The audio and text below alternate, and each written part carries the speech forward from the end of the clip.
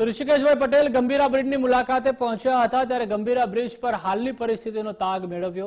તો ઋષિકેશ પટેલે રેસ્ક્યુ કામગીરીનું પણ નિરીક્ષણ કર્યું। દુર્ઘટના સ્થળની મુલાકાત બાદ તેઓએ નિવેદન આપતા કહ્યું કે બ્રિજને લઈને રજૂઆતો મળી હતી। રેસ્ક્યુ કામગીરી પૂરી થતા સ્થળ મુલાકાત લીધી છે ત્યારે વ્યવસ્થા ન ખોરવાય તે માટે પહેલા આવવાનું ટાળ્યું હતું। મૃતદેહ બહાર કાઢવાની કામગીરી ચાલી રહી છે। 30 દિવસમાં સમગ્ર તપાસ અમે પૂરી કરી દઈશું।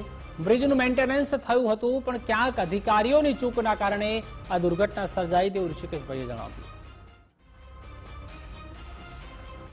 આવો બનાવ બને એટલે ત્યાં તાત્કાલિક કોઈ એવા અધિકારી આવી જાય જેના કારણે આખી વ્યવસ્થા આજે લગભગ કામગીરી સંપૂર્ણતાને આરે છે। બધા સાધનો નીકળી ગયા છે।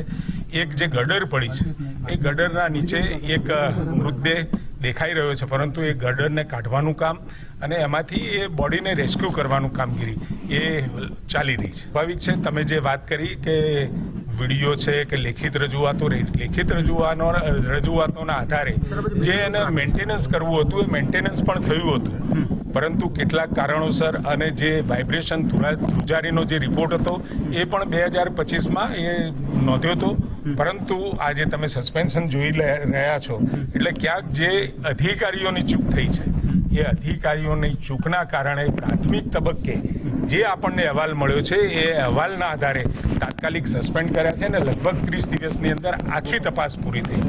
ટેકનિકલ અને સાથે સાથે વહીવટી એ આદરણીય મુખ્યમંત્રી સમક્ષ રજૂ થઈ જશે।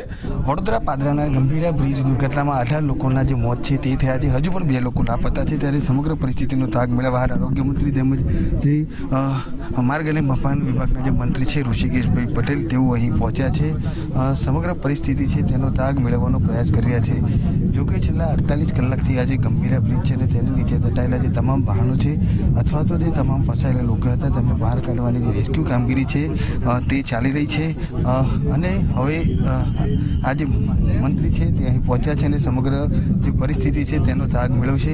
હજુ પણ આ જે સ્લેબ પડેલો છે તેને રેસ્ક્યુની જે કામગીરી છે તે ચાલી રહી છે। 2 લોકો લાપતા છે તેમને પણ શોધવાની કામગીરી છે તે હાલ યથાવત છે। NDRFની જે વિવિધ ટીમો છે કે જે બોટ લઈ અને આખી જે નદી છે તે રેસ્ક્યુ ઓપરેશન ચલાવી છે। જોકે જે રીતે સમગ્ર મામલે રાજ્ય સરકાર દ્વારા કાર્યવાહી પણ કરવામાં આવી છે અને 4 જેટલા જે ઇજનેરો હતા કે તેમને પણ સસ્પેન્ડ કરવામાં આવે છે અને રાજ્ય સરકારની કાર્યવાહીને લઈને ક્યાંક જે ઇજનેરો છે તેમાં પણ ફફડાટ જોવા મળ્યો છે। હજુ પણ જે ફસાયેલા લોકો છે તેમને બહાર કાઢવાની કામગીરી છે તે ચાલુ છે। છેલ્લા 48 કલાકથી આખું આજે રેસ્ક્યુ ઓપરેશન ચાલુ છે। NDRF તેમજ જે SDRF તેમજ ફાયર વિભાગની જે વિવિધ ટીમો છે તે હાલ કામગીરી કરી રહી છે। કેમેરામેન ડીકે સોલંકી સાથે અલ્પેશ સુથાર, ગુજરાત ફર્સ્ટ, વડોદરા।